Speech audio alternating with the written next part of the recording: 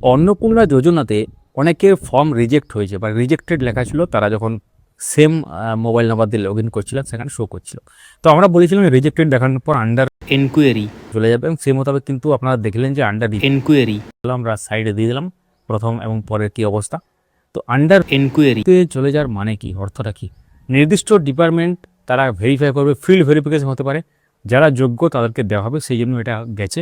এবং field verification হওয়ার পর যদি মনে হয় যে এই ফ্যামিলির পাওয়া উচিত বা এই বেনিফিশিয়ারি পাওয়া উচিত, তাহলে কিন্তু তারা পাবেন। তো কী কী ক্রাইটেরিয়া সেটা অফিসিয়াল নোটিশে ছিল, এবং তাছাড়া যে মিটিং হয়েছিল সেই মিটিংয়ে কিন্তু পরিষ্কারভাবে উল্লেখ করা ছিল যে কী কী কারণে রিজেক্ট হতে পারে এবং কী কী সে তার ব্যাপার এবং পরবর্তী পদক্ষেপ কী। তাই আপনারা এখন ভয়ভীত হবেন না, এবং কমেন্টে জানাবেন যে আপনার কি অ্যাকসেপ্ট হয়েছে, রিজেক্ট হয়েছে, না এখন আন্ডার রিভিউ দেখাচ্ছে। পুরো ব্যাপারটা কিন্তু আপনারা জানাতে ভুলবেন না কমেন্টে। তো এই ছিল পুরো ব্যাপার। পরবর্তী আপডেট পেতে গেলে অবশ্যই আমাদেরকে সাবস্ক্রাইব বা ফলো করে রাখুন, কারণ অন্নপূর্ণা যোজনা একটি খুবই গুরুত্বপূর্ণ যোজনা, অনেকগুলো যোজনার মধ্যে এটা খুবই মানে আপনারা আশা করে আছেন যে কবে টাকা ঢুকবে অনেকেই। তো পরবর্তী আপডেটগুলো পাওয়ার জন্য সঙ্গে থাকুন।